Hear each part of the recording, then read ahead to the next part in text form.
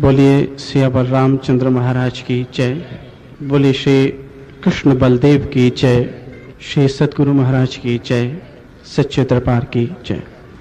आए हुए सभी भक्त श्रद्धालुगण, बुजुर्ग भाई माताएं एवं बहनों, आप सभी के अंतर में परमात्मा की उस स्वच्छ निर्मल आत्मा के दर्शन करता हुआ सर्वप्रथम परम पूजनीय गुरु महाराज जी के चरणों में कोटि कोटि वंदन और उसके पश्चात आप सभी को नमस्कार। पिछले 6 दिनों से हम श्री राम कथा अमृत रामचरितमानस के विभिन्न प्रसंगों के माध्यम से श्रवण कर रहे थे। ये तो परमात्मा की कथा अनंत है और उसकी लीलाएं भी अनंत हैं, परंतु उस अनंत को समझने के लिए हमें किसी न किसी माध्यम का सहारा लेना पड़ता है। परमात्मा सूक्ष्म है, असीम है, परंतु उस असीम तक पहुंचने के लिए हमें किसी स्थूल का सहारा लेना पड़ता है, वो है भाषा, शब्द। यूं तो शब्द परमात्मा की कथा, परमात्मा की महिमा और परमात्मा तक पहुंचाने में पूर्ण नहीं है, लेकिन शब्द के माध्यम से हम वो दिशा पकड़ पाते हैं जिसके द्वारा हम अपनी मंजिल तक पहुंच पाएं। मनुष्य का जीवन भटक रहा है। इस घोर कलयुग के अंदर मनुष्य विचलित है, अशांत है, दुखी है, जिसके बारे में महाभारत पर्व के अंदर एक बहुत अच्छी कथा आती है। जिस वक्त महाभारत का युद्ध समाप्त हो गया, उस वक्त कृष्ण युधिष्ठिर, भीम, नकुल, सहदेव, अर्जुन पांचों पांडवों को भ्रमण करने के लिए भेजते हैं। कृष्ण कहते कि जाओ थोड़ा सा घूम आओ, परंतु एक बात याद रखना, एक ही दिशा में मत जाना। होनी और अचंभित कोई लगने वाली कोई वस्तु कोई आप देखे तो वापस आ जाना, आगे मत बढ़ना। कृष्ण की बात को श्रवण करके पांचों भाई अलग अलग दिशाओं में चल पड़े। इधर युधिष्ठिर चलता है तो अचानक बड़ा अचंभित होने वाली एक वस्तु को देखता है। वो देखता है कि सामने से एक हाथी आ रहा है जिसकी 2 सूंड हैं। युधिष्ठिर बड़ा हैरान होता है, इस प्रकृति के अंदर हाथी की 1 सूंड होती है, ये 2 सूंड वाला हाथी कहां से आया। हैरानी के अंदर अचानक गुरु के, कृष्ण के वाक्य याद आते हैं। वापस आ जाता है और आने के बाद बताता है कि प्रभु ऐसे ऐसे मैंने देखा कि एक हाथी 2 सूंड वाला हाथी और चला आ रहा था मेरी तरफ। कृष्ण अभी उससे कुछ कहते या युधिष्ठिर प्रश्न करता, उधर से अर्जुन भी एक घटना देख करके वापस आ जाता है। अर्जुन कहते कि महाराज प्रभु मैंने भी एक घटना देखी है। कृष्ण कहते हैं कौन सी। अर्जुन कहते कि महाराज मैंने देखा है कि अभी सामने से जिस वक्त मैं जा रहा था तो वहां पर मुझे एक गाय अपने बछड़ों को चाटती हुई नजर आई। कृष्ण ने कहा कि इसमें आश्चर्य की क्या बात है। अर्जुन कहते कि महाराज वो चाटते हुए बछड़े की खाल भी खा जाती थी, अपने बछड़े की, और उस पर भी, उसके बाद भी उस खाल में से जो खून रिश्ता है उसको भी वो चाट रही थी, तब भी नहीं छोड़ रही थी। कृष्ण मुस्कुरा देते हैं। इतने में वहां से भीम आते हैं। भीम कहते कि महाराज, कृष्ण ने कहा क्या तुमने भी कुछ देखा। भीम कहते कि हाँ महाराज, मैंने देखा कि पर्वतों से बड़े बड़े पत्थर गिर करके आ रहे हैं और वो गिरने के बाद बड़े बड़े वृक्षों को तोड़ करके आगे बढ़ रहे हैं, लेकिन नीचे आते आते एक छोटे से तिनके के पास आकर के रुक जाते हैं। वृक्ष को उखाड़ देते हैं लेकिन तिनके के पास आके रुक गए। बड़ी आश्चर्य की बात है। इतने में नकुल आते हैं। कृष्ण कहते कि तुमने क्या देखा। नकुल कहते कि महाराज मैंने देखा कि एक गांव के किनारे पर 5 कुएं हैं, उसमें से आजू बाजू के 2-2 कुओं के अंदर 4 कुओं में पानी है, लेकिन जो बीच का कुआं है उसमें पानी नहीं है, सूखा है वो। जबकि पानी का स्रोत जो होता है वो एक सा होता है नीचे। अगर आसपास पानी है तो बीच में पानी जरूर होना चाहिए, लेकिन बीच में पानी नहीं है। इतने में सहदेव आता है। सहदेव से पूछते हैं कि भाई तुमने क्या देखा। सहदेव कहते कि प्रभु मैंने देखा कि एक पक्षी है जो उड़ने के वक्त वेदों के मंत्र का उच्चारण करता है, वेदों के मंत्र की ध्वनि होती है, लेकिन वो पक्षी मांस का भक्षण कर रहा है, मांस खा रहा है। मंत्र तो वेदों के उच्चारण कर रहा है लेकिन खा रहा मांस है। पांचों भाई कृष्ण से प्रश्नवाचक दृष्टि से देखते हैं। वो पूछते कि प्रभु ये क्या है। ये आश्चर्यजनक बातें ये क्या है सब? तो कृष्ण कहते हैं कि युधिष्ठिर, ये कलियुग के आगमन की सूचना है। सभी पूछते कि ये किस प्रकार की सूचना है? कृष्ण कहते हैं कि जो युधिष्ठिर तुमने देखा, ये सबसे पहली सूचना है 2 सूंडों वाला हाथी। कलियुग के अंदर जो राजा होगा वो 2 सूंड वाला होगा, अर्थात उसकी कथनी कुछ और होगी और करनी कुछ और होगी, एक सी नहीं होगी। वो बोल कुछ और रहा होगा और कर कुछ और रहा होगा। ये कलियुग का राजा होगा। अर्जुन ने पूछा कि महाराज मेरे प्रश्न का उत्तर। अर्जुन को कृष्ण कहते हैं कि अर्जुन, तुमने जो गाय देखी बछड़े को चाटते हुए, ये गाय इस संसार की आसक्ति है मनुष्य के अंदर, और मनुष्य इतना संसार के अंदर आसक्त होगा कि बार बार सत्संग का संदेश मिलने पर भी वो आएगा नहीं। संसार की जिम्मेवारियां पूरी हो जाने के बाद भी, अब वो पुत्र का विवाह हो गया, पुत्री का विवाह हो गया, उसके बाद भी संसार को नहीं छोड़ना चाहता है। उसके बाद अपने पोते पोतियों में है, उसके बाद उनके विवाह के अंदर और भी ख्वाहिश रखता है, वो संसार की आसक्ति को त्यागता नहीं। ये उस गाय का प्रतीक है जो मांस के साथ साथ खून भी चाट रही है। युधिष्ठिर ने प्रश्न किया, अर्जुन ने किया, भीम ने प्रश्न किया। प्रभु मेरे प्रश्न का उत्तर। भीम को कृष्ण कहते हैं कि भीम, वो जो पत्थर है वो कलियुग के अंदर मनुष्य के पाप हैं। मनुष्य संसार के अंदर रहते हुए, विचरण करते हुए पाप करने से बच नहीं सकता। यह कलियुग की निशानी है। और ऐसे पाप करेगा कि उनके द्वारा कोई भी उनको रोक नहीं सकता, उसके मन के आवेग को। लेकिन अगर तिनका संत मिल गया, अगर कोई पूर्ण संत मिल गया, तो उन पापों को रोक देगा, थाम देगा और भव सागर से पार ले जाएगा। और कोई इलाज नहीं, चारा नहीं। नकुल ने पूछा कि प्रभु मेरे प्रश्न का उत्तर। कृष्ण कहते हैं कि जो 5 कुएं तुमने देखे, उसमें से बीच का कुआं सूखा है, जबकि स्रोत पानी का बीच से होता है। यह इस बात का प्रतीक है कि कलियुग के अंदर मां बाप के 5-5 पुत्र होंगे जिसे मां बाप पालेंगे, लेकिन एक बाप 5 पुत्रों को पाल सकता है, लेकिन 5 पुत्र मिलकर के भी एक बाप की परवरिश नहीं करेंगे, उसका सहारा नहीं देंगे। यह कलियुग की निशानी है। सहदेव पूछते हैं कि प्रभु मेरे प्रश्न का उत्तर। कृष्ण कहते हैं कि कलियुग के अंदर ऐसे धर्मगुरु होंगे जैसे कि वो पक्षी है, वेद के मंत्रों का उच्चारण करता है लेकिन खाता मांस भक्षण है, कर्म नीच है और व्याख्यान बड़े ऊंचे हैं। इसलिए कलियुग के अंदर भी ऐसे धर्मगुरु होंगे जो व्याख्यान तो बड़े सुंदर करेंगे, लेकिन उनका स्वयं का आचरण निम्न होगा। जिस वक्त ऐसी चर्चा कृष्ण पांडवों को समझाते हैं, वो कांप जाते हैं। यह संसार की वास्तविकता है, हकीकत है। हम आज रोजमर्रा अपने जीवन के अंदर यह सब घटित होते हुए देखते हैं। इसलिए महापुरुष बार बार समझाते हैं कि हे मनुष्य, तेरे जीवन का उद्देश्य संसार नहीं है, तेरे जीवन का उद्देश्य धर्म को जानना है, परमात्मा की शरणागत हो जाना है, और कोई उद्देश्य नहीं है। संसार का एक एक कर्म जो हम करते हैं, उसका अंत कहां है? उसका अंत नष्ट हो जाना है, समाप्त हो जाना है। फिर परमात्मा ने हमें यह जीवन क्यों दिया? हम विचार करें, जीवन किस लिए मिला? और अंत का हम एक ही लक्ष्य पर पहुंचते हैं कि हमारे जीवन का अगर कोई मकसद बचता है, अगर कोई उद्देश्य है, तो एक ही समझ आता है, वो है परमात्मा की भक्ति। और कोई उद्देश्य समझ नहीं आता। आप जिन जिन वस्तुओं के लिए अपने जीवन को बिता रहे हैं, आप अपने जीवन के अंदर ऐसे ऐसे व्यक्तियों को इस संसार से कूच करते देखते हैं जिनके पास सारा जीवन इन वस्तुओं को एकत्रित करने में लग गया, लेकिन अब वो वस्तुएं हैं, वो व्यक्ति नहीं है। इसलिए जीवन का कोई उद्देश्य और रहता ही नहीं है, समझ नहीं आता। केवल एक उद्देश्य है, और वो है परमात्मा की भक्ति, परमात्मा की प्राप्ति। लेकिन परमात्मा की प्राप्ति हो कैसे? परमात्मा मिलेगा कहां? वो मिलेगा तो कैसा होगा? उसकी प्राप्ति के बाद हमारे हमारे लिए उसका जीवन के अंदर धारण करने के बाद उसका प्रभाव क्या होगा?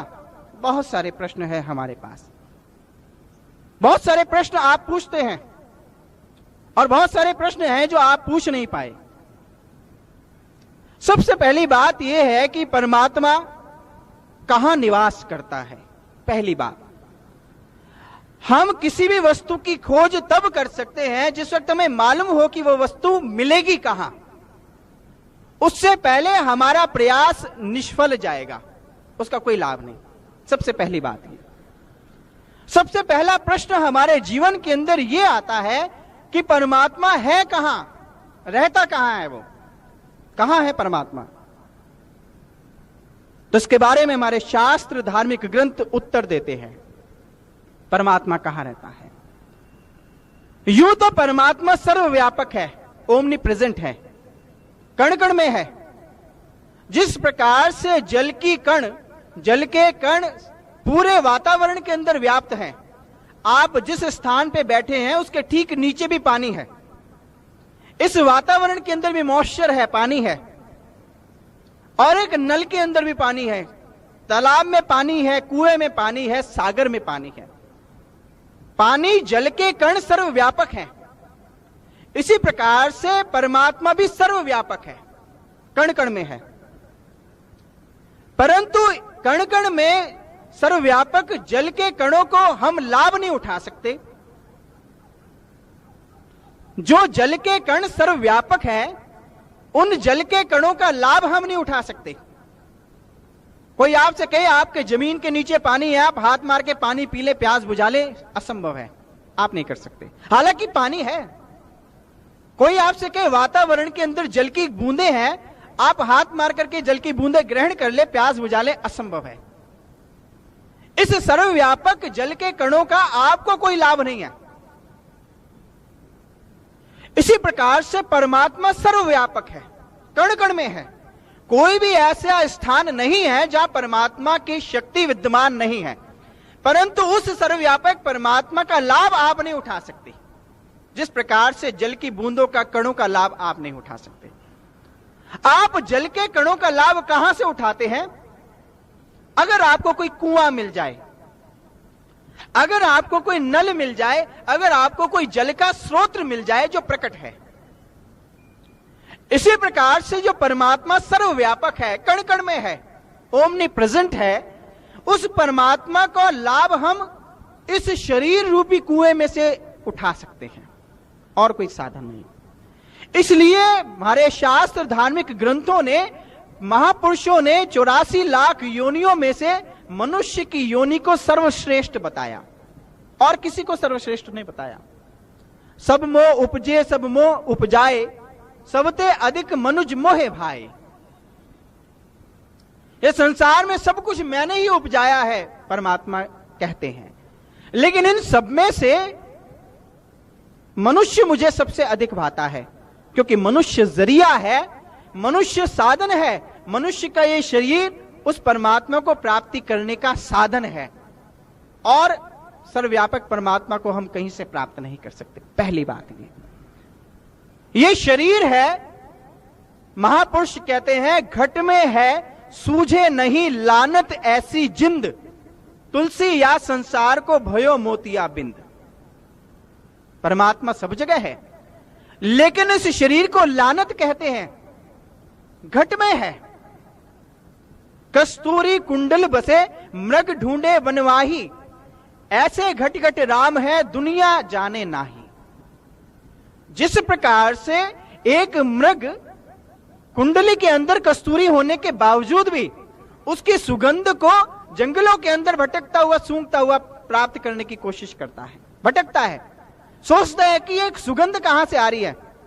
उसी प्रकार से परमात्मा जो हमारे अंतर में पहले से ही विद्यमान है, लेकिन हमारे ना जानने के कारण से हम उसे यहां वहां कहां कहां खोजते हैं।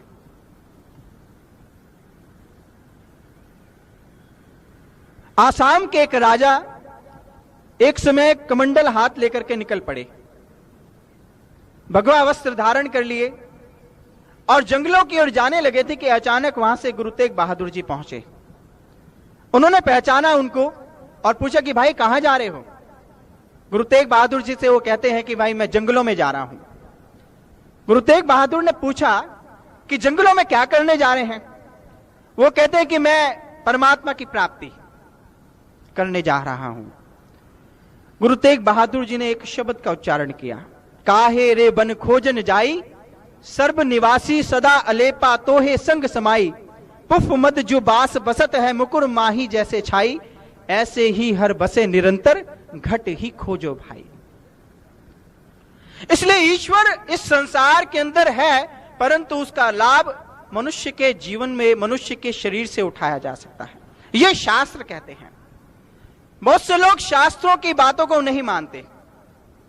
बहुत से लोग कहते कि शास्त्र का प्रमाण क्या है? शास्त्र एक कहानी है। आप रामचरितमानस करते हैं, ये तो एक कहानी है, कल्पना भी हो सकती है। किसने राम को देखा, किसने कृष्ण को देखा, कौन जाने की सीता है या नहीं। जैसे एक नॉवल लिखा गया, वैसे एक शास्त्र की रचना हो सकती है। बहुत से लोग ये आके प्रश्न करते हैं, कहते हैं। बहुत से लोग कहते कि हम नहीं मानते कि मनुष्य का पूर्व जन्म था या आगे का जन्म होगा, पता नहीं मनुष्य यही है, खाओ पियो मौज करो, कर्जा लेके घी पियो, मरने के बाद किसने देखा है? बहुत से लोग प्रश्न करते हैं।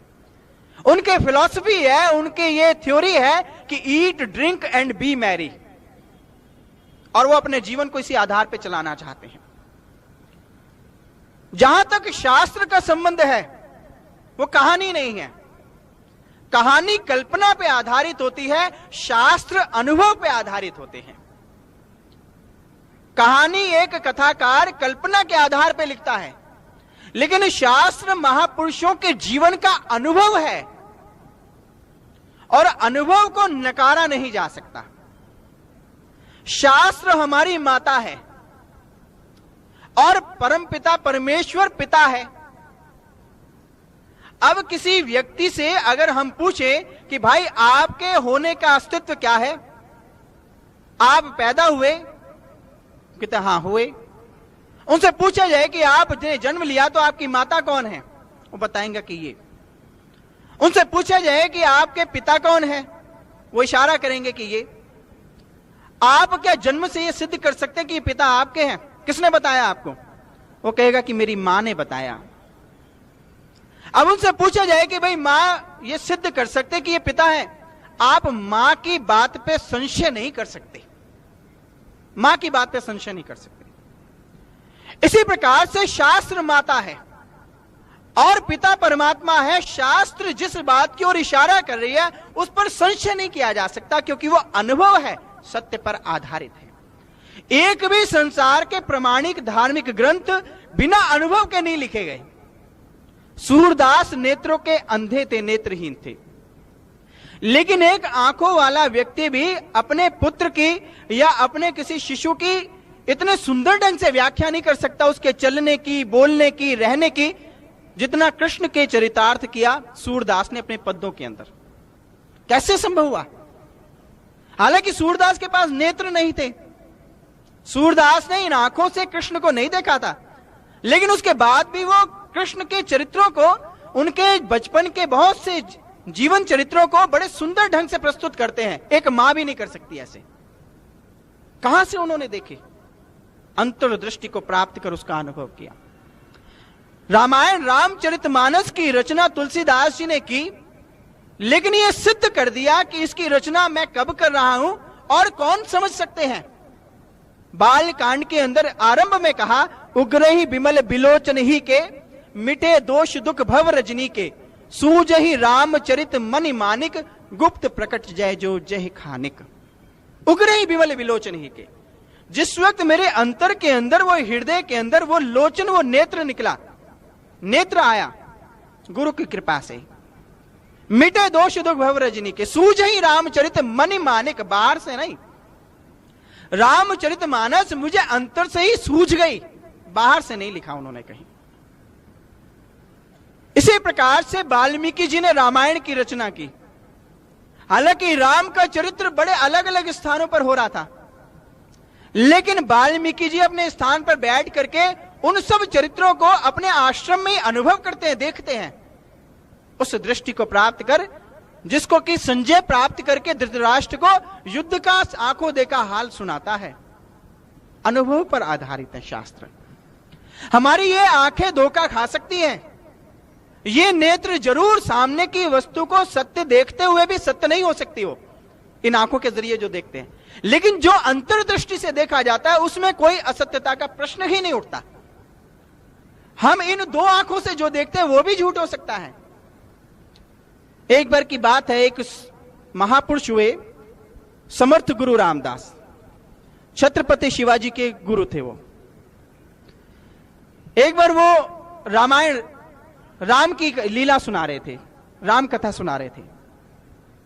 जिस वक्त तो राम कथा सुना रहे थे तो कहते हैं कि जहां पर राम की कथा होती है वहां पर हनुमान भी चित्र वेश धारण करके आ जाते हैं, वेश बदल के आते हैं और कथा को श्रवण करते हैं। गुरु महाराज जी बहुत बार ये दृष्टांत संगत को सुनाया करते हैं। जिस वक्त समर्थ गुरु रामदास कथा कर रहे थे तो वहां पर ब्राह्मण के वेश में हनुमान आके बैठ गए संगत में, और कथा का प्रसंग चल रहा था। समर्थ गुरु रामदास अशोक वाटिका के चित्र को खींच रहे थे संगत के सामने। समर्थ गुरु रामदास कथा करते हुए बताते हैं कि जिस वक्त हनुमान अशोक वाटिका में पहुंचे तो उन्होंने सीता की दयनीय अवस्था देखी, किस प्रकार से उसकी किस प्रकार की अवस्था थी। और हनुमान जिस वक्त वहां गए इस प्रकार की ताड़ना उन्होंने देखी, किस प्रकार से रावण आकर के उन्हें उलाहने देता था, डराता था, राक्षसियां डराती थी, और किस प्रकार से उन्हें बाध्य करता था विवाह करने के लिए। ऐसी अवस्था को देख करके समर्थ गुरु रामदास कथा करते हैं कि हनुमान क्रोध से लाल हो गए, क्रोधित हुए। और उसके बाद हनुमान जिस वक्त आगे जाते हैं तो रास्ते में एक सरोवर पड़ता है।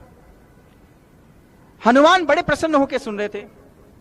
हनुमान ने कहा कि वाह कितना सुंदर चित्रण कर रहा है, बिल्कुल ठीक ऐसे ही मैं देख रहा था, जिस वक्त मैं गया तो बिल्कुल ठीक ऐसे ही देख रहा था, और यह व्यक्ति कितनी सुंदर कथा कर रहा है। आगे समर्थ गुरु रामदास कहते हैं कि जिस वक्त हनुमान और आगे गए तो उन्होंने सरोवर के अंदर लाल कमल के फूल देखे। अचानक हनुमान के चेहरे के भाव बदल गए, जो ब्राह्मण के वेश में थे।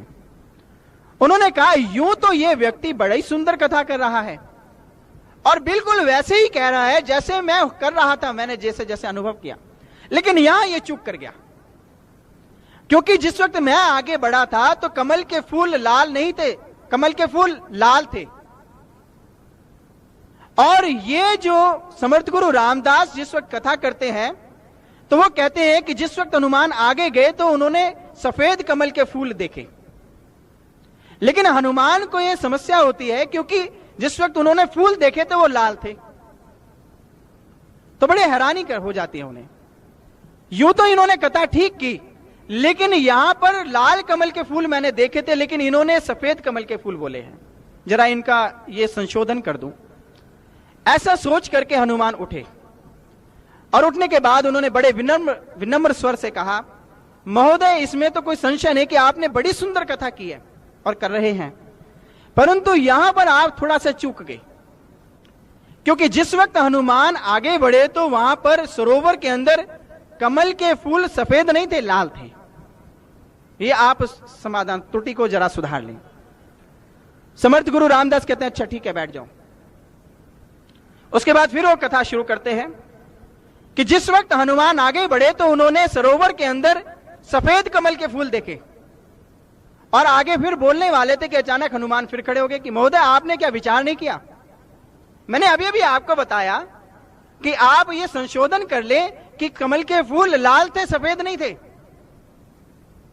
समर्थ गुरु रामदास कहते कि देखो बहुत देर से तुम बोल रहे हो और बार बार कथा के अंदर टोको मत, मैंने सुन लिया, आप चुपचाप बैठ जाओ। हनुमान को बड़ा क्रोध आया, आप किस प्रकार की बातें कर रहे हैं, आपको शायद मालूम नहीं कि मैं कौन हूं और आप गलत कथा कह रहे हैं। समर्थ गुरु रामदास कहते कि नहीं मैं कथा बिल्कुल ठीक कह रहा हूं। हनुमान कहते कि मैं आपको बता ही देता हूं कि मैं कौन हूं, मैं ही हनुमान हूं और मैं ही वहां पर गया था और मैंने ही ये सब कुछ देखा था जो मेरी आप कहानी बता रहे हैं। इसलिए मैं कहता हूं मैंने अपनी आंखों से देखा था कि कमल के फूल लाल थे, सफेद नहीं थे। समर्थ गुरु रामदास कहते हैं कि मुझे इसमें कोई आपत्ति नहीं कि आप हनुमान हैं या नहीं, मुझे कोई आपत्ति नहीं, आप होंगे हनुमान। लेकिन कमल के फूल सफेद ही थे, लाल नहीं थे। हनुमान को बड़ा क्रोध चढ़ता है। हनुमान कहते हैं हद जिद्दी किस्म का व्यक्ति है, मानने को तैयार ही नहीं है, जबकि मैंने बता दिया कि मैं हनुमान हूं, तब भी मानना ही नहीं चाहता। उन्होंने कहा कि अगर इसका समाधान करना तो तुम्हें मेरे साथ चलना पड़ेगा, मैं गलत कथा नहीं कहने दूंगा। समर्थ गुरु रामदास कहते कि कहां ले जाओगे? वो कहते तुम्हें मेरे साथ राम के पास चलना पड़ेगा, प्रभु राम के पास। समर्थ गुरु रामदास कहते कि ठीक है, मंजूर है। दृष्टांत बताता है कि दोनों सूक्ष्म शरीर से प्रभु श्री राम के पास पहुंचते हैं। हनुमान सारा वृतांत बताते बड़े आवेश में, और सुनाने के बाद प्रभु राम से कहते कि महाराज अब आप ही ने समझा दें, मैं ही वहां गया था, मैं हूं कि नहीं हनुमान? हो सकता है इसको संशय हो, लेकिन मैं हनुमान हूं, आप तो जानते हैं। और मैं ही वहां गया था, मैंने कमल के फूल लाल देखे थे, ये मानने को तैयार ही नहीं है, आप इसे समझा दे प्रभु। तो श्री राम मुस्कुरा पड़ते हैं और हनुमान को कहते कि हनुमान, इनसे माफी मांग लो समर्थ गुरु रामदास से, क्योंकि ये ठीक कहते हैं कमल के फूल सफेद ही थे।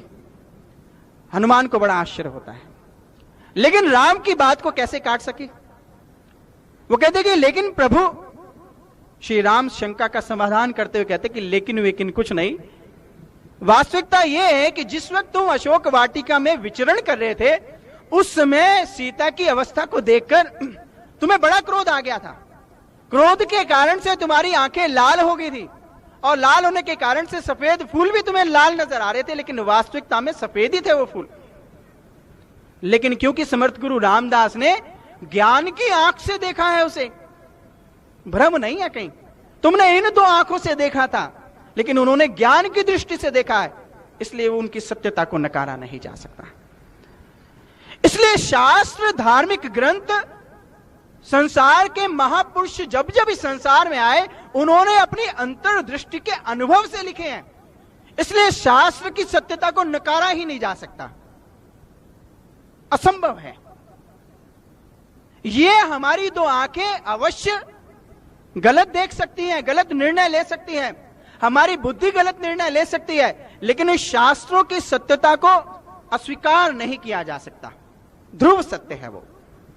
इसलिए शास्त्र माता है, और माता जिस ओर इशारा कर रही है, हमें उसको सत्य मान करके उस पर चलना पड़ेगा, तब हम अपने जीवन का कल्याण कर पाएंगे।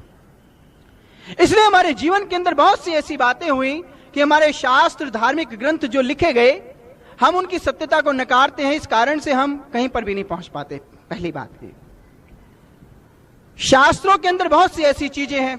बहुत से लोग आए, वो कहते कि यदि शास्त्र सत्य है तो उसमें संत महापुरुषों ने ऐसी बातें क्यों लिखी, संशय करते हैं।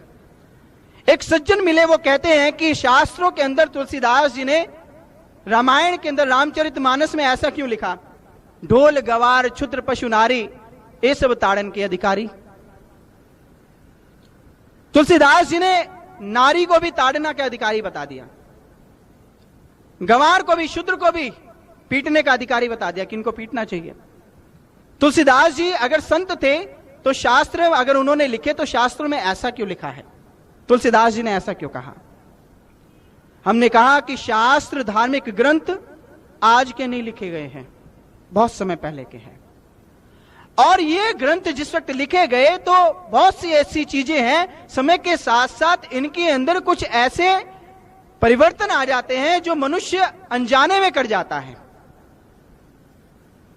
बहुत सी ऐसी चीजें हैं, क्योंकि महापुरुष जब आते हैं तो आने के बाद वो जो रचना करते हैं, और जो कहने वाला होता है वो उस रचना का ठीक अर्थ ना लगाने के कारण से जिस वक्त व्याख्या करता है तो व्याख्या ठीक नहीं होती, और ठीक ना होने के कारण से वो जो दोष है वो लेखक को चला जाता है, संत को चला जाता है। तुलसीदास जी ने इस भाव से नहीं कहा, तुलसीदास जी का यह भाव नहीं था कि नारी ताड़न की अधिकारी है। उनका भाव था कि ढोल गवार क्षुद्र पशु नारी। पशु नारी, पशु और नारी अलग अलग नहीं है, एकत्रित हैं, एक है।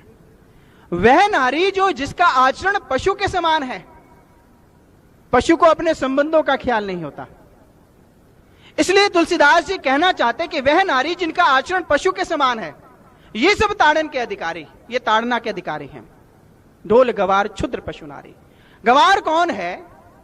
गवार का मतलब अनपढ़ नहीं, जिसका आचरण ठीक नहीं है, जिसका व्यवहार ठीक नहीं है, उसे गवार कहा गया।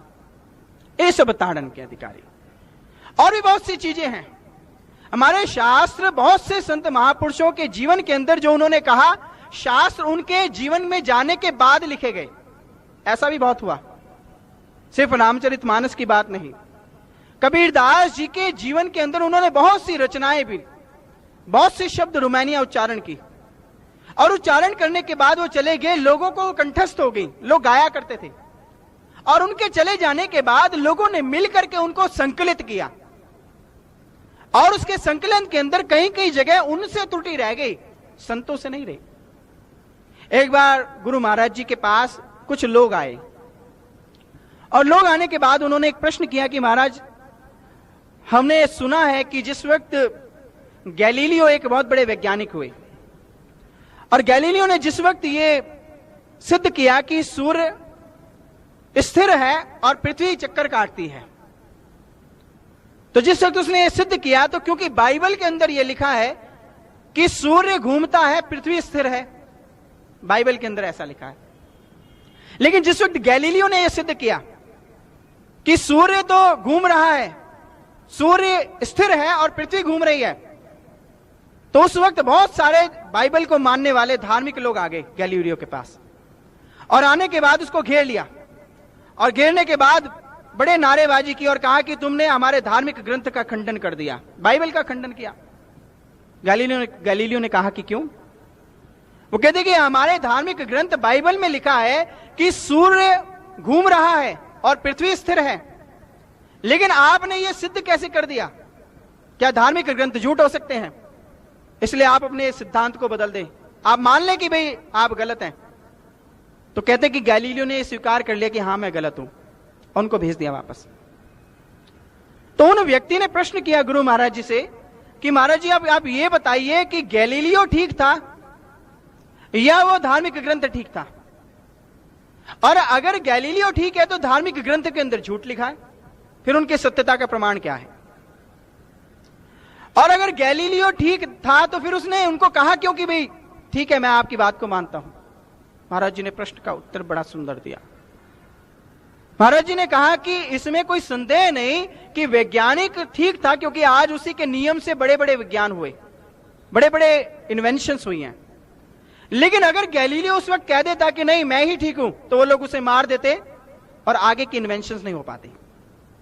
दूसरी बात, वो धार्मिक ग्रंथ भी सत्य है, झूठ नहीं है, क्योंकि ईसा मसीह ने, क्राइस्ट ने बाइबल की रचना नहीं की है।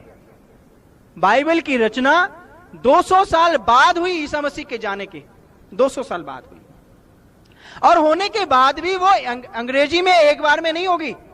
सबसे पहले वो अरामिक भाषा के अंदर हुई, अरामिक लैंग्वेज में, उसके बाद उसका ट्रांसलेशन हुआ हिब्रू में, उसके बाद स्पेनिश में हुआ, और उसके बाद अंत में जाकर के इंग्लिश में हुआ।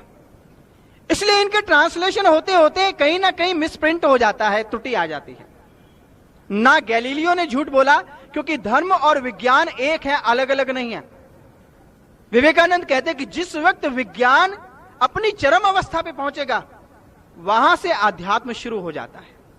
विज्ञान कभी भी धर्म को काटता नहीं है, और ना ही धर्म विज्ञान को काटता है, एक है दोनों।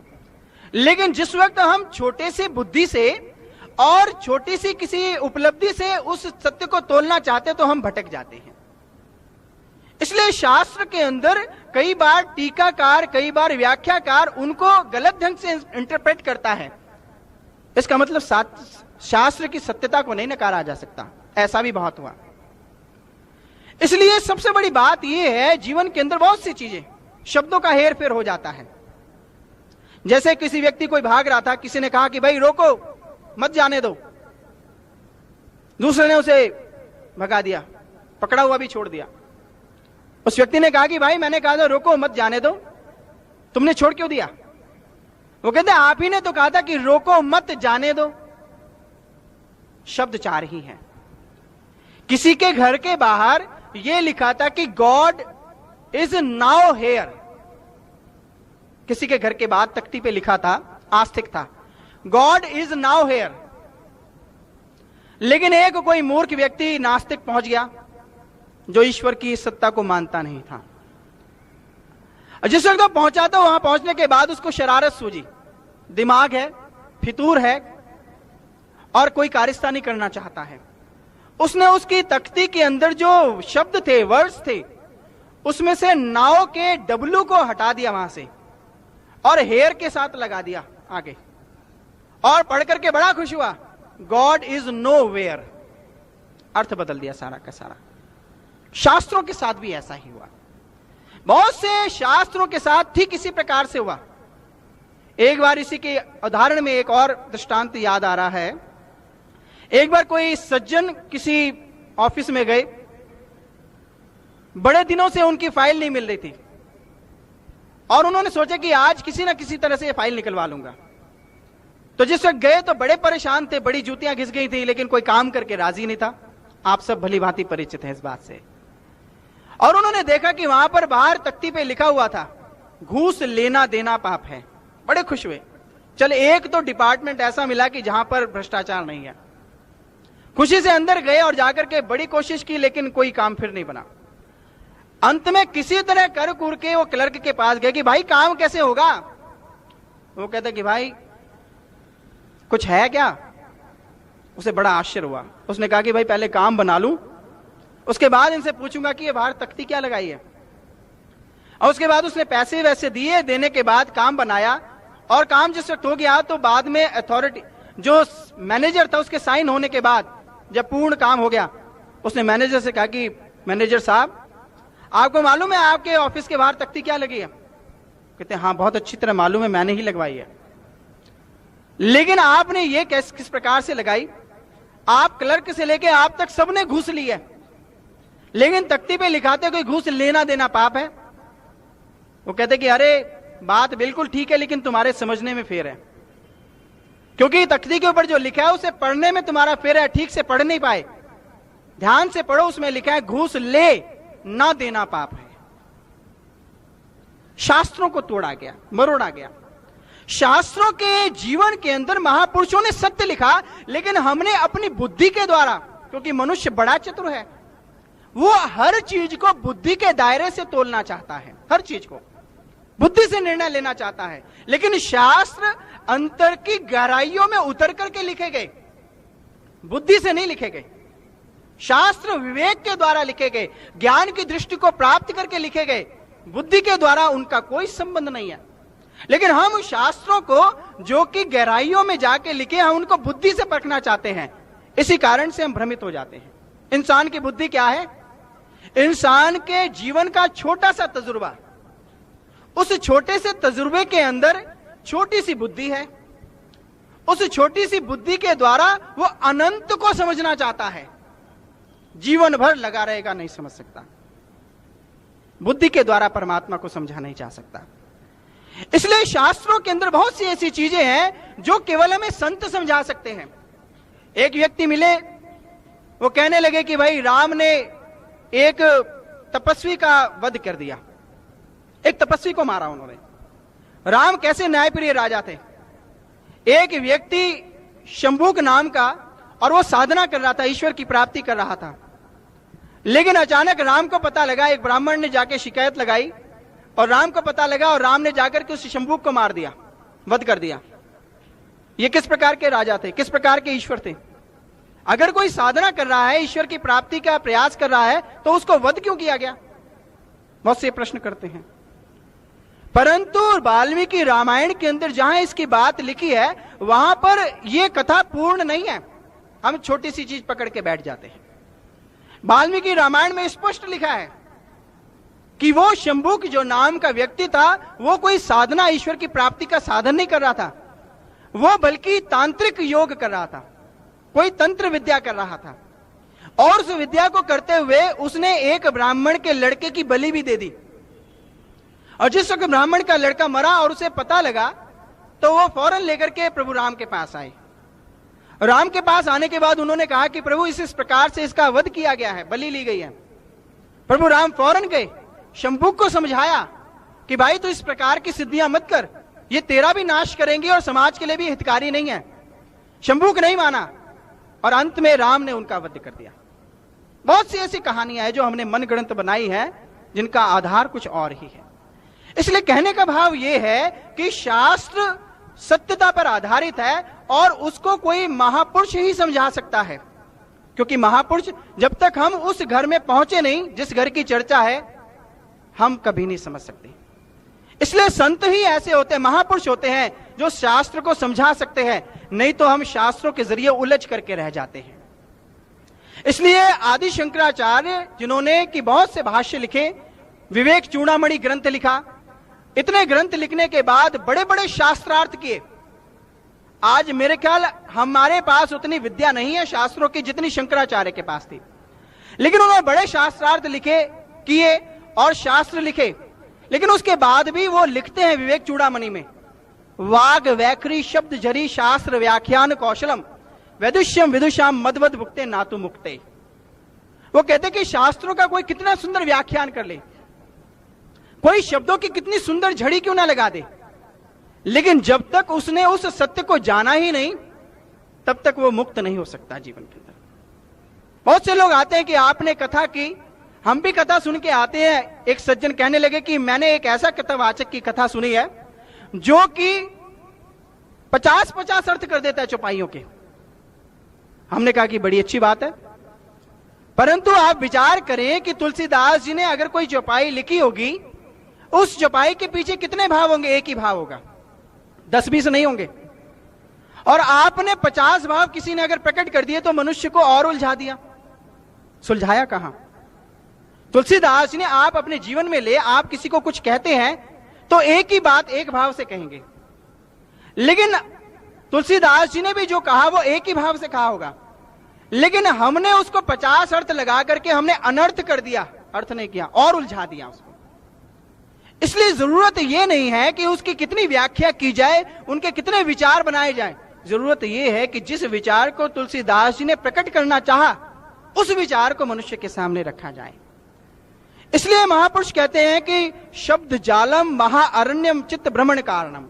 शब्द जाल एक भयानक जंगल है, भयानक जंगल में से तो मनुष्य घूम के भटक के आ सकता है, लेकिन जो शब्द के जालों के अंदर उलझ जाता है वो कभी भी इस जंगल से पार नहीं निकल सकता। इसका एक उदाहरण आता है रामचरितमानस के माध्यम से ही, रावण का और विभीषण का। रावण 6 शास्त्र और 4 वेदों का ज्ञाता था, ब्राह्मण का वंशज था, भगवान शिव का उपासक था, लेकिन उसके बावजूद भी इतनी शक्तियां थी, रिद्धियां सिद्धियां थी कि काल को पाए से बांध रखा था, लेकिन उसकी गति नहीं हुई। भगवान आए द्वार पर, उनको पहचान नहीं पाया। वेदों का प्रकांड पंडित, कंठस्थ थे रावण को वेद। हम लोग तो शायद पढ़ते होंगे, लेकिन रावण को कंठस्थ थे 6 शास्त्र 4 वेद, भाष्य लिखे उसने, लेकिन सब कुछ जानने के बाद भी प्रभु राम को पहचान ही नहीं पाया। और इसके पश्चात उसका हर्ष क्या हुआ? अंत बेकार हुआ, गति नहीं मिली। उसी के तुलना के अंदर विभीषण उसी कुल का, और उतने वेदों का मर्मज्ञ नहीं था वो, लेकिन जिस वक्त हनुमान मिले तो जान गया कि कोई संत है, बड़ी जल्दी पहचान गया। और उसके बाद फिर वो प्रभु राम का कुटुंब तज शरण राम तेरी आयो, सारा कुटुंब छोड़ करके, लंका सब कुछ छोड़ करके विभीषण राम के शरणागत हो जाता है। उसने पहचान लिया। इसलिए शास्त्रों का संबंध हमारे भक्ति के मार्ग में कहीं है ही नहीं। महापुरुष कहते हैं, जो प्राणी गोविंद को ध्यावे, पढ़या अनपढ़या परम गति पावे। ज्यादा शास्त्रों को पढ़ने से मनुष्य उलझ जाता है या अहंकार आ जाता है, और कुछ नहीं आता, और अहंकार आ जाएगा। इसलिए शास्त्रों के द्वारा परमात्मा की प्राप्ति नहीं की जा सकती। एक बार आदि शंकराचार्य कहीं से जा रहे थे, तो जिस वक्त वो जा रहे थे तो रास्ते में उन्होंने देखा कि एक व्यक्ति है, बुजुर्ग है, और संस्कृत के एक धातु रट रहा है, सूत्र धातु का सूत्र रट रहा है। आदि शंकराचार्य नजदीक गए तो उन्होंने देखा उन्होंने पूछा कि भाई ये क्या कर रहे हो? वो कहते मैं संस्कृत के धातु सूत्र याद कर रहा हूं। इसके बाद क्या करोगे? आदि शंकराचार्य को बड़ी हंसी आई। उन्होंने देखा कि ये मनुष्य का जीवन तो 4 दिन का है, कब ये व्याकरण पढ़ेगा, कब ये शास्त्र, उसके बाद फिर खोज करेगा, फिर भी पता नहीं कि मिलेगा या नहीं। इसलिए उन्होंने वहां पर एक मंत्र उच्चारण किया, भज गोविंदं भज गोविंदं गोविंदं भज मूढ़ मते। हे मूर्ख प्राणी, हे मनुष्य, भज गोविंदं, गोविंद को भज ले। उसके बाद कहते हैं कि नहीं रक्षति डूंग की करनी।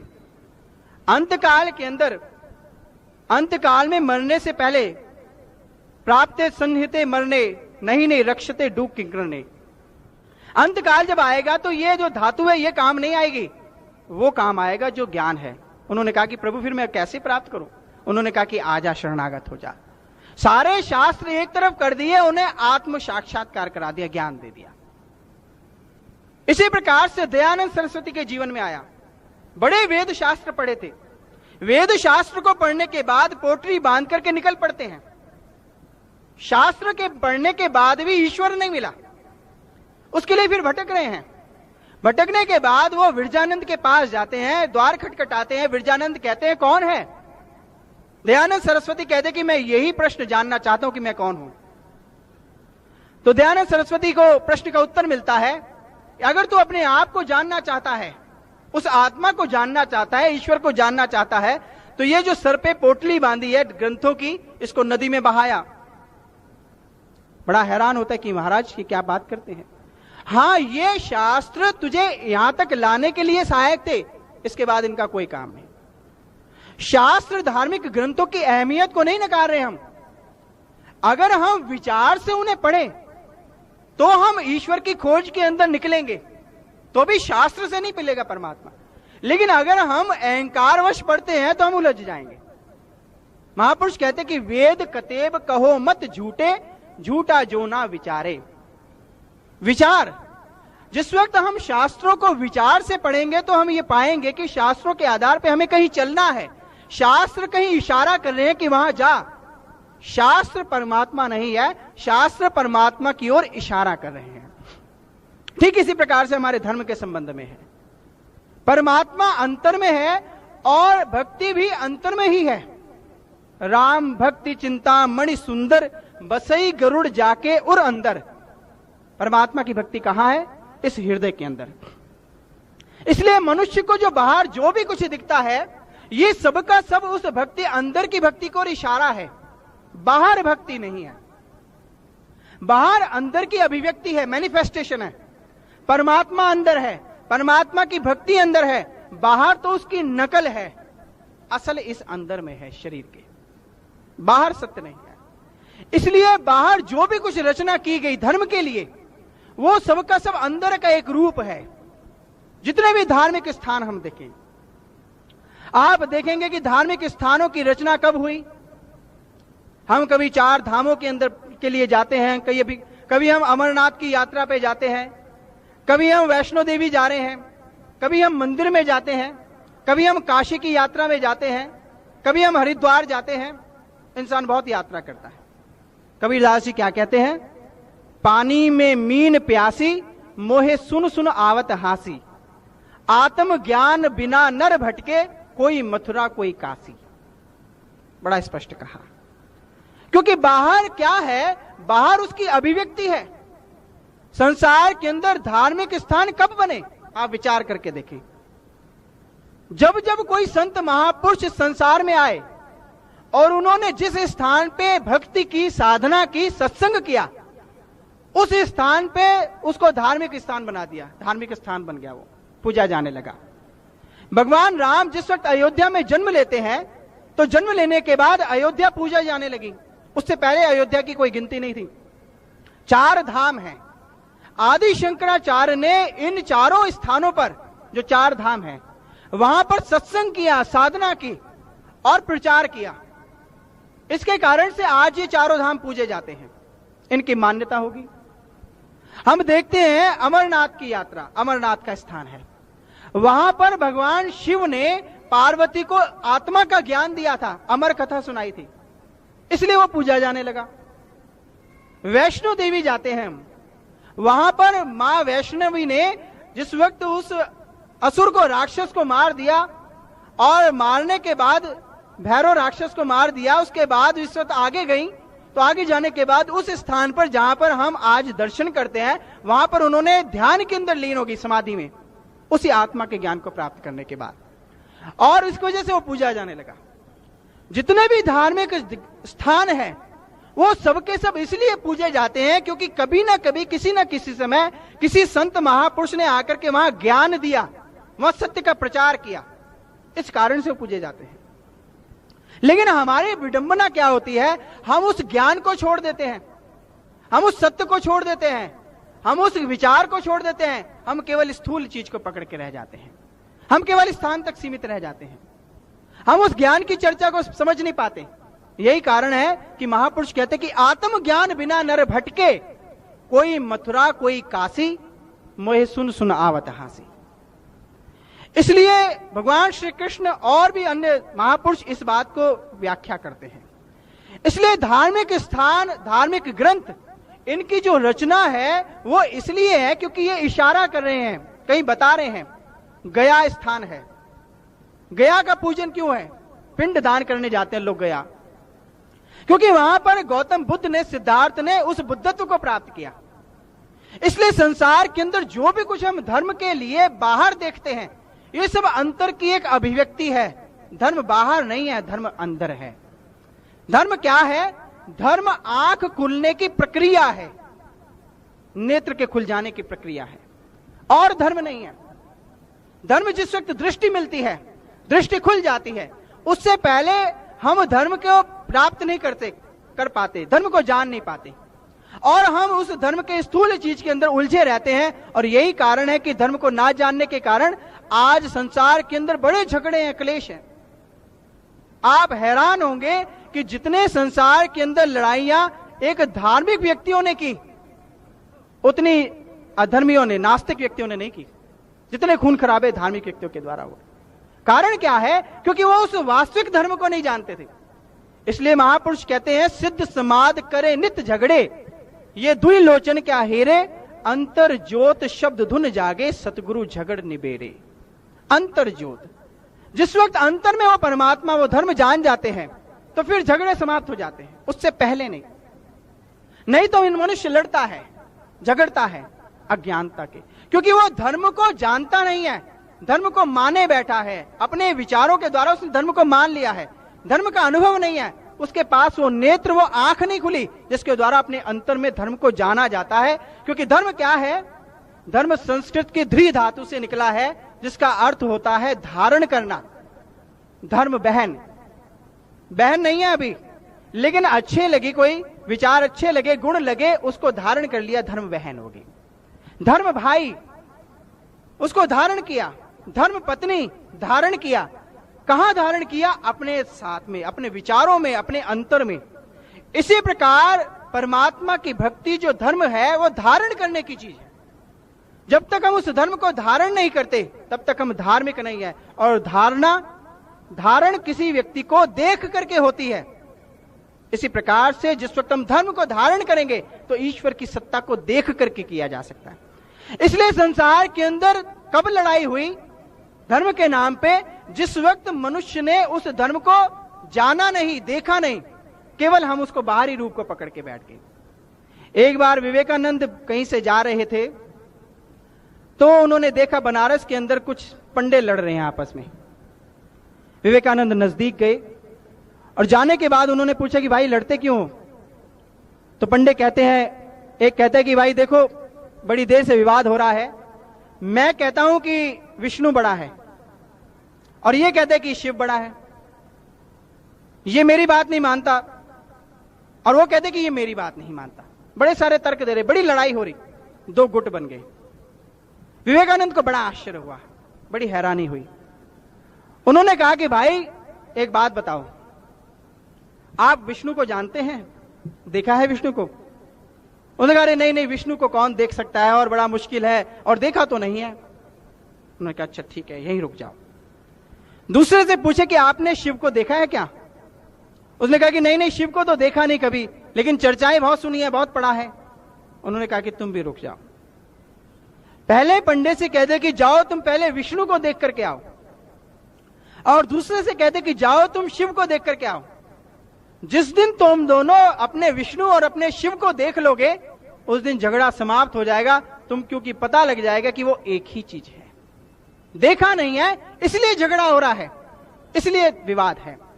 इसलिए महापुरुष कहते हैं कि जब तक वो महापुरुष नहीं मिलते जो हमारे अंतर में उस नेत्र नहीं देते जिसके द्वारा हम ईश्वर की सत्ता को देखें, तब तक झगड़े हैं, कलेश हैं।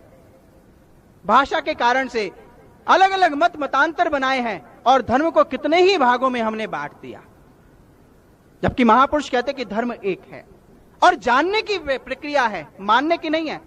इसलिए मानने के कारण से हम विवादों के अंदर हैं, झगड़ों के अंदर हैं। इसी कारण से जितने भी महापुरुष आए उन्होंने कभी भी धर्म को बांटा नहीं। परमात्मा एक है और वो एकता में विश्वास करता है, लेकिन हमने धर्म को अलग अलग रूप दे दिया उन महापुरुषों के सत्य के संदेश को ना जानने के कारण से। इसलिए एक बुल्ले शाह संत हुए, वो कहा करते हैं, वो कहते हैं कि अपनी वाणी के अंदर, युगों युगों तू बदले चोले, नए नए रूप में तू समझावे, पर हम तेरा भेद ना जाने, नए नए धर्म बनावे।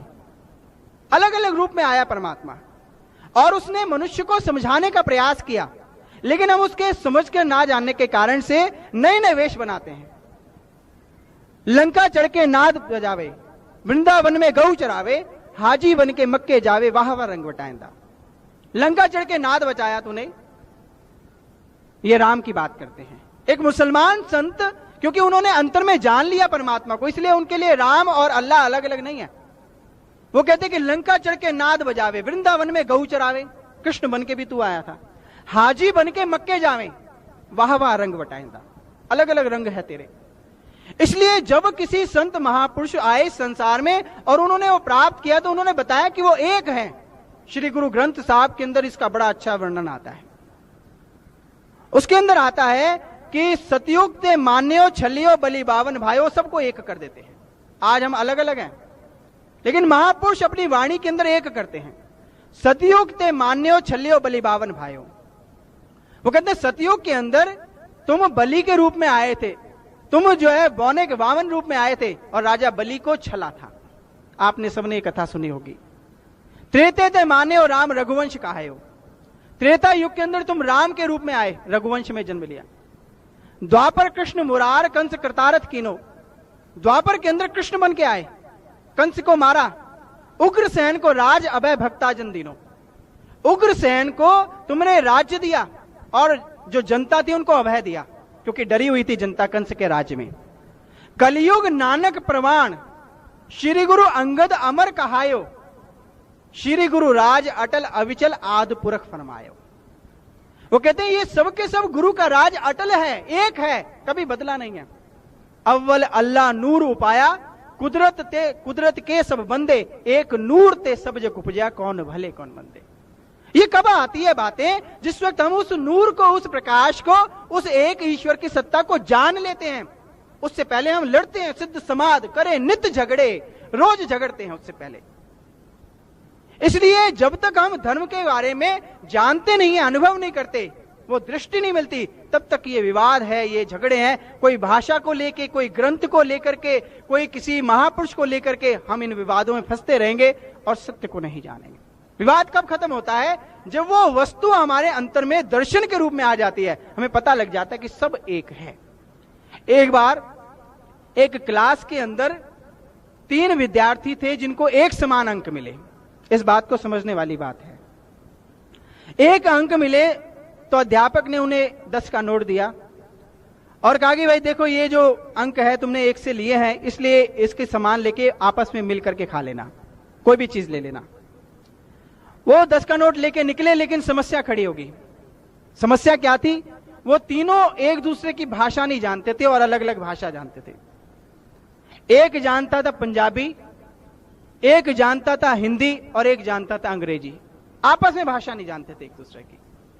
बाहर आए तो एक बोलता है हिंदी के अंदर कि भाई मैं तो तरबूज खाऊंगा इससे, बाकी दोनों को समझ नहीं आया कि भाई ये क्या कह रहा है। पंजाबी वाले ने कहा कि भाई नहीं, मुझे तो हदवाना चाहिए। उसको समझ नहीं आया कि तरबूज क्या होता है, तरबूज वाले को समझ नहीं आया कि हदवाना क्या होता है। अंग्रेजी वाला कहते कि भाई नहीं मैं तो वाटरमेलन लूंगा, आई वॉन्ट वाटरमेलन।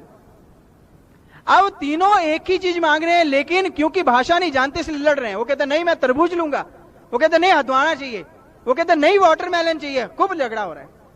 अचानक वहां से एक ऐसा व्यक्ति मिलता है जो तीनों की भाषाओं को जानता था। जिस वक्त उसने प्रश्न किया उस वक्त उसने कहा कि भाई समस्या क्या है। उसने कहा कि भाई मुझे ये चाहिए। अंतर में हंसा। उसने सोचा कि अगर मैं इन्हें समझाना चाहूंगा तो ये मानेंगे नहीं मेरी बात को, इसलिए उन्होंने कहा कि भाई मैं तीनों को यही चीज लाके दूंगा तुम्हारी पसंद की, 10 रुपए दे दो।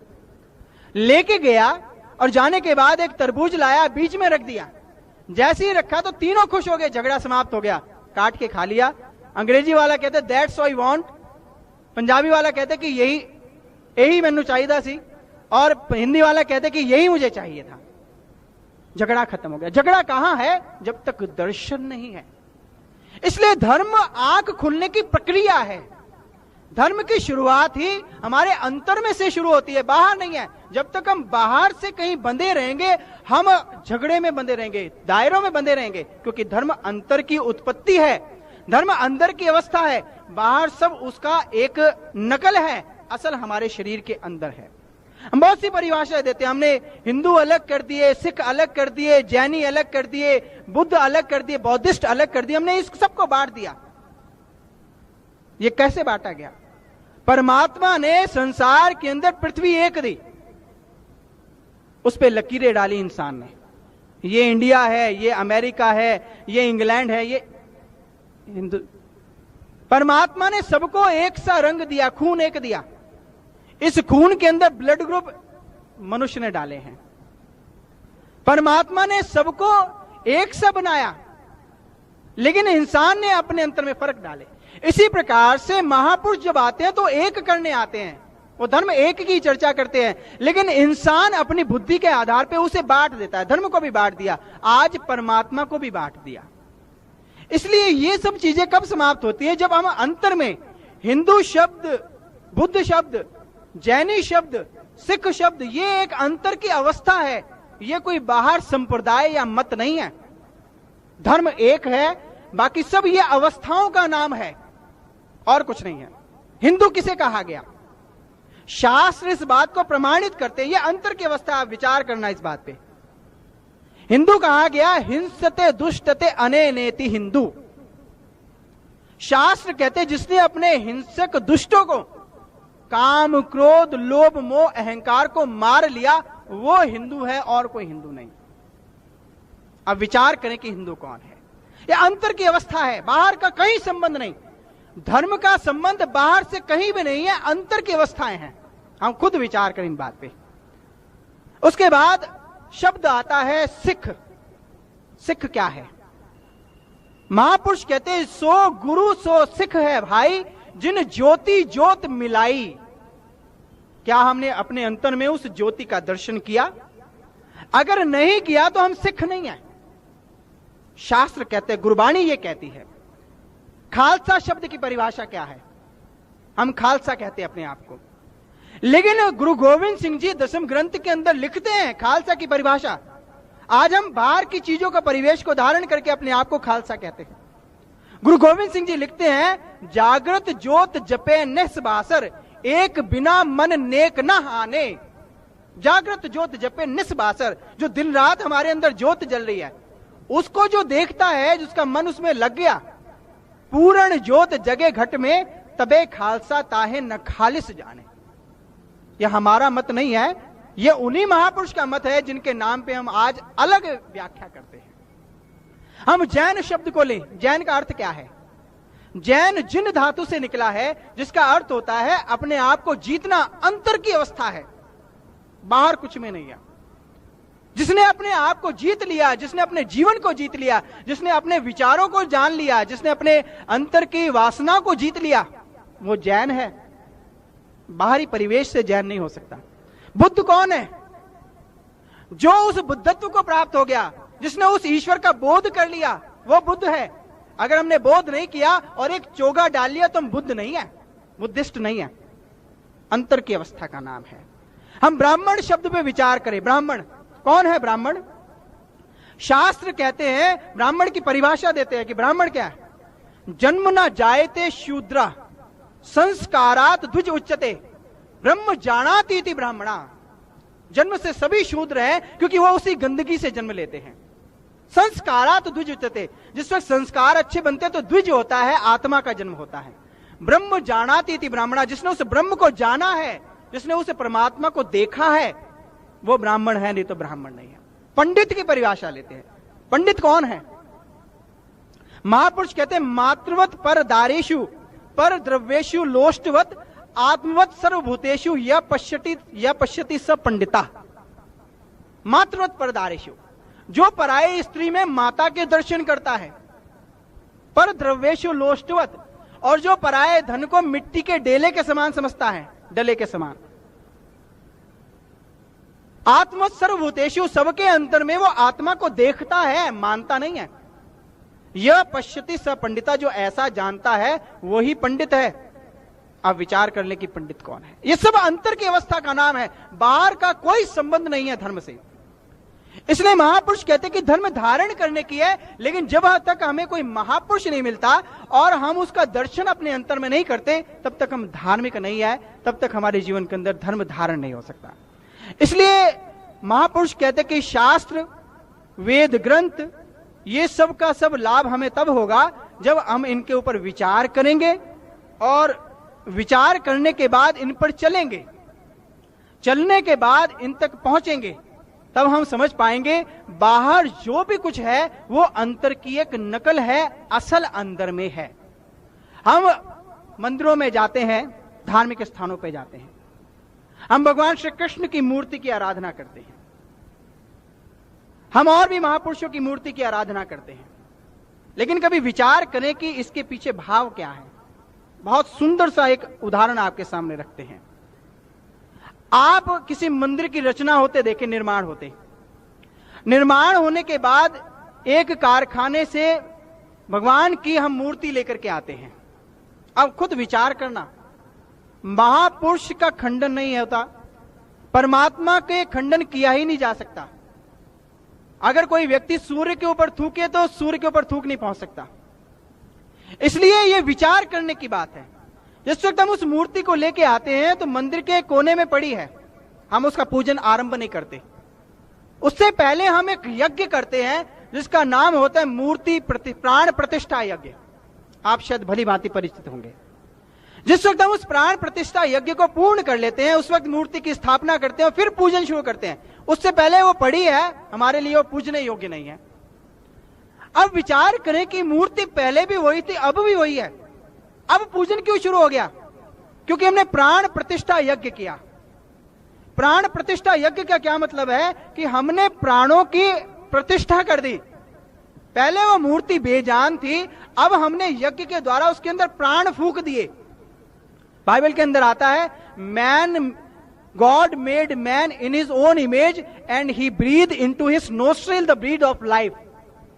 कि इंसान ने पहले एक पुतला बनाया, परमात्मा ने इंसान का पुतला बनाया, उसके बाद उसके अंदर श्वास फूंक दिए, प्राण फूंक दिए, प्राण शक्ति। इसलिए वो मूर्ति पहले पूजी नहीं जाती, लेकिन मंदिर में आने के बाद, यज्ञ करने के बाद प्राण प्रतिष्ठा, यानी उस मूर्ति के अंदर हमने यज्ञ के द्वारा प्राणों को फूंक दिया, इसलिए पूजने योग्य होगी। तो फिर पूजा किसे हमने? प्राणों को पूजा। इसका मतलब प्राणों का पूजन है महत्व। उससे पहले और बाद में वही चीज है, आया फर्क क्या हुआ? केवल प्राणों का फूंकना फर्क हुआ। इसलिए वो प्राण कहां है? महापुरुष कहते हैं, एक शब्द मेरे प्राण बसते हैं बहुर जन्म ना आवा। ये हमारे शरीर के अंदर मन मंदिर तन भेष कलंदर घट ही तीर्थ नावा, ये प्राण श्वासों को चलाने वाली शक्ति ये इसके अंदर चल रही है। इसलिए बाहर जो भी कुछ हम देखते हैं, एक एक चीज, महापुरुष कहते हैं हर मंदिर की परिभाषा देते हैं। हर मंदिर सोई आखिए जिथू हर जाता, मानुख दे गुरु वचनी पाया सब आत्म राम पछाता, मन मूरख हर मंदिर की सार ना जाने बिरथा जन्म बिहाता। हर मंदिर, ये हर का मंदिर, परमात्मा का शरीर, ये शरीर ही हर का मंदिर है, परमात्मा का मंदिर। इसलिए बाहर जो भी कुछ है वो इशारा है, लेकिन हम इशारे को समझ नहीं पाते। किसी महापुरुष ने इशारा किया, वो सूर्य है, हमने उंगली को सूर्य समझ लिया, इसलिए हम सूर्य तक नहीं पहुंच पाए। किसी मील पत्थर पे लिखा है कि आगरा 200 किलोमीटर दूर है, हम मील पत्थर को पकड़ के बैठ गए, इसलिए आगरे से उतनी ही दूर बैठे रहते हैं, सारा जीवन कुछ प्राप्ति नहीं होती। इसलिए बाहर जो भी कुछ है वो एक इशारा है। उस इशारे को समझ के जिस वक्त हम किसी ऐसे महापुरुष की शरणागत होंगे जो हमें इन इशारों को हमारे अंतर में अवस्थाओं के रूप में परिणित कर दे, बदल दे, तब हमारे जीवन सफल होगा। नहीं तो उससे पहले हम धार्मिक नहीं है। इसलिए महापुरुष बार बार ये समझाते हैं, हे मनुष्य, तू उस धर्म को जान जिसको जानने के बाद तेरा जीवन सफल होगा, उससे पहले नहीं होगा। इसलिए विवेकानंद अंत में एक दृष्टांत के माध्यम से इन विचारों को यहीं स्थगित करेंगे। विवेकानंद कहते हैं कि जिस वक्त कोई बच्चा मंदिर में जाता है मुझे बड़ी खुशी होती है, लेकिन जिस वक्त कोई बच्चा बूढ़ा मंदिर में जाता है मुझे रोना आ जाता है। किसी ने पूछा कि भाई ये क्या बात हुई?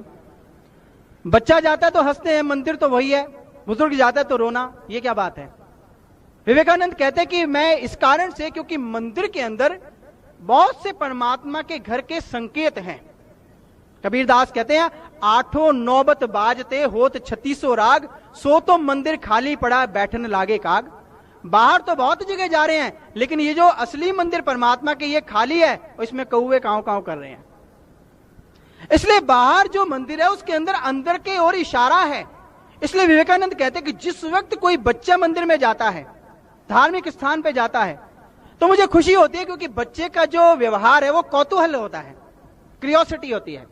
बच्चा जाएगा तो पूछेगा कि ये घंटे क्यों बजाते हैं, बच्चा जाएगा तो पूछेगा कि ये ज्योत क्यों है, ये ऐसा क्यों है, मंदिर में ये क्यों हो रहा है, वो पूछेगा, बहुत से प्रश्न करेगा। ऐसे प्रश्न के अंदर हो सकता है कि उसे वहां कोई ऐसा व्यक्ति मिल जाए जो इनका भेद जानता और वो उसके घट के अंदर इनका अर्थ बता दे, तो उसका जीवन सफल हो जाएगा, वो आगे बढ़ जाएगा, मील का पत्थर छूट जाएगा, आगरे की तरफ चल पड़ेगा। लेकिन जिस वक्त एक बुजुर्ग जाता है तो बड़ी अफसोस होता है कि सारा जीवन ये इशारों को ही पकड़ के बैठा है, संकेतों को पकड़ के बैठा है, कभी वो उस वस्तु को नहीं प्राप्त कर पाया, इसलिए मुझे रोना आता है, इसका जीवन यूं ही चला गया। इसलिए विचारों को बड़े उदारता से लेना है। हम अपने दायरों के अंदर बंद करके विचारों को श्रवण करेंगे तो बड़ी समस्या हो जाएगी, हलचल हो जाएगी। महापुरुष कहते हैं कि जो सच होता है वो अत्यंत कटु होता है। लेकिन एक जर्मन के विद्वान हुए, वो कहते कि जिस वक्त कोई संत महापुरुष संसार में आते हैं, आने के बाद जिस वक्त वो मनुष्य की बरसों पुरानी कमजोरी को जो चलाए आ रहा है, जो चालू रखी हुई है जो उसने, उसकी ओर जब वो इशारा करते हैं तो मनुष्य अहम भाव के कारण से बड़ा बेचैन हो जाता है। लेकिन जो उस कमजोरी को दूर करके उसको ओर चल पड़ता है तो अपने घर को बचा लेता है। इसलिए ये सबसे बड़ी बात ये है, ये महापुरुषों के द्वारा ही रचना है। आप हैरान होंगे कि जब जब संत महापुरुष आए तो धर्म का ह्रास कैसे हुआ? इसी ढंग से हुआ। धर्म होता था, शास्त्र भी होते थे और कर्मकांड भी होता था, लेकिन धर्म के वास्तविक अर्थ को लोग भूल जाते थे। इस कारण से अधर्म फैल जाता था और कुछ नहीं होता था। भगवान श्री कृष्ण आए तो क्या लोग पूजा नहीं करते थे? जरूर करते थे, लेकिन उसके बावजूद भी शास्त्र भी थे, वेद उपनिषद सब कुछ था, वाल्मीकि कृत रामायण भी थी, लेकिन फिर भी वो आए और उसके बाद गीता की एक अलग रचना हुई। कारण क्या है? क्योंकि वो धर्म के सब कुछ चीजें मौजूद होती हैं, लेकिन वो एक इशारा है, हम उस इशारों में उलझ जाते हैं, उनके स्वरूप को समझ नहीं पाते। इस कारण से धर्म का ह्रास होता है, इसको ह्रास कहना कहते हैं। इसलिए जिस वक्त हम कोई महापुरुष मिलता है तो हमें इनमें छिपे हुए सूक्ष्म विचारों को, खजानों को प्रकट करता है, और उसके बाद अगर हम उसको अपने अंतर में महापुरुष की शरणागत होकर प्राप्त कर लेते हैं, हमारा जीवन सफल हो जाता है। अगर हम सारा जीवन इशारों को पकड़े रहेंगे, एक गाइड के अंदर नक्शा है कि इस प्रकार से वहां पहुंचा जाता है, हम गाइड के नक्शे पे बैठ जाएंगे तो मंजिल कभी नहीं मिलेगी। ये सब नक्शे हैं, ये सब के सब संकेत हैं, इशारे हैं, उंगलियां है, सूरज नहीं है, ये मील का पत्थर है, आगरा नहीं है। इसलिए महापुरुष कहते हैं, देहस्ता सर्व तीर्थानि, देहस्ता सर्व विद्याश्च, देहस्ता सर्व देवन धाम, गुरु वाक्यान लभ्यते। इस देह के अंदर सब विद्या है, इस देह के अंदर सब तीर्थ हैं, इस देह के अंदर ही सभी के सब संत समाज है, सब कुछ इस देह के अंदर है, इस देह के अंदर सब धाम है। लेकिन कब मिलता है? गुरु वाक्यान लभ्यते। इस वक्त गुरु का वो शब्द गुरु का ज्ञान मिलता है, तो ये सब प्रकट हो जाती हैं उससे पहले में। इसलिए धर्म एक अनुभव का नाम है, धर्म आंख खुलने की प्रक्रिया है। आंख कोई महापुरुष खोलता है तब हमारे अध्यात्म की यात्रा शुरू होती है। नहीं तो महापुरुष कहते हैं कि उससे पहले ना हम शिष्य हैं ना हम धार्मिक हैं, केवल हम उस धर्म को पकड़ने के प्रयास में हैं। इसलिए यही विचार थे, समय को मद्देनजर रखते हुए, क्योंकि समय की सुई इजाजत नहीं देती, लेकिन महापुरुष कहते हैं कि समझदार को इशारा ही काफी होता है। इसलिए अंत में अगर किसी वचनों से आपको मेरे वचनों से कोई ठेस लगी हो, हमारी अंतर की भावना बड़ी पवित्र है, हम आपको भी उस दर तक ले जाना चाहते हैं, हम आपको भी उसका दर्शन कराना चाहते हैं जिसको हमने देखा है। यह हमारी भावना है, केवल इसी भावना से हम आपके समक्ष आए हैं और हमें आपसे कुछ नहीं चाहिए।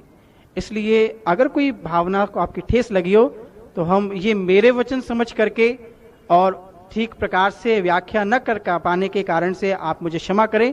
यदि कुछ अच्छा लगा हो तो परम पिता परम पूजनीय सर्वश्री आशुतोष जी महाराज जी की, गुरु जी की असीम कृपा के शब्द थे, आप उनको धारण करके उस मंजिल तक अवश्य पहुंचे। बोलिए सियावर रामचंद्र महाराज की, बोलिए श्री सद्गुरु महाराज की, सच्चे दरबार की जय।